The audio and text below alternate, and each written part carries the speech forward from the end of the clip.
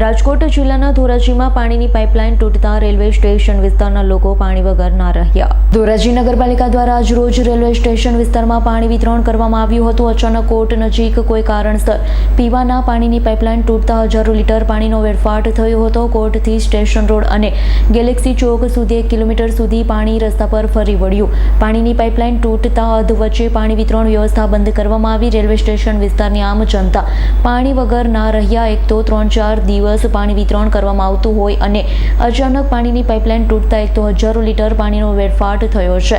લોકો પાણી વગર ના રહ્યા ત્યારે સ્થાનિક આગેવાનોએ બાબતે નગરપાલિકા તંત્ર પર સવાલો ઉઠાવ્યા। પીવાના પાણીની પાઇપલાઇન જેના કારણે તૂટી છે તેની ઉપર કાયદેસરની કાર્યવાહી કરવી જોઈએ તેમ જણાવ્યું।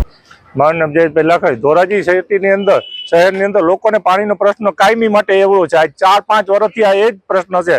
હું એમ કહેતો નથી કે પાણી કાયમી આપતા નથી, 4-5 દિવસે આપે, પણ પાણીનો લાઈનનો ફોલ્ટ થતો હોય તો લાઈન રિપેર કરવામાં અઠવાડિયું 10 દિવસ કાઢી નાખે, એટલે લોકોને પરેશાની થાય છે। સ્ટેશન રોડ ઉપર આજે ધોરાજીની અંદર સ્ટેશન રોડ પર વારો હતો તો લાઈન તૂટી તો પાણી બંધ કરી દીધું। એને હિસાબે આવતા 4-5 દિવસ પછી રિપેર કરશે તો અઠવાડિયા પછી પાછો વારો આવશે। તાલુકા ધોરાજીના સ્ટેશન રોડ પરનો જે વોર્ડ હોય એને તકલીફ પડે બહુ મુશ્કેલી, તો એની જગ્યાએ 24 કલાકમાં રિપેર કરી પાણી પાછું એનો વારો હોય અને પાણી આપે તો પ્રશ્ન હલ થાય।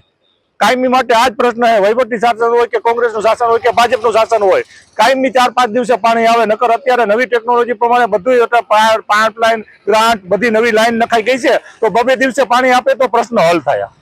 અત્યારે પાણીની પાઇપલાઇન તૂટે છે, પાણીની પાઇપલાઇન તૂટે તો પ્રશ્ન બહુ છે। પાણીની લાઈન હજી સંધાણી નથી અને પાણી બંધ કરી દીધું જે એરિયામાં પાણી મળવાનું હતું। હવે 8-10 દિવસે પાછું પાણી આવશે। તાલુકાનું પાણી જે એરિયાનું પાણીને શું કરવાનું લોકોને? અમારી માંગણી એટલી છે કે ગમે અહીંયા ફોલ્ટ થાય તો 24 કલાકમાં રિપેર કરી અને પાછું જેનો વારો હોય એને પાણી આપી દેવું પડે તો પ્રશ્ન હલ થાય। હાલ ઉનાળો છે, શું કહે? હાલ ઉનાળો છે। અત્યારે ઉનાળાની શરૂઆત છે તો આ પ્રશ્ન થવા માંડ્યો તો હજી તો ઉનાળાના 3 મહિના કાઢવાના, ત્યારે શું પ્રશ્ન થાય પ્રજાનો ધોરાજીની? Bureau report S9 news Dhoraji.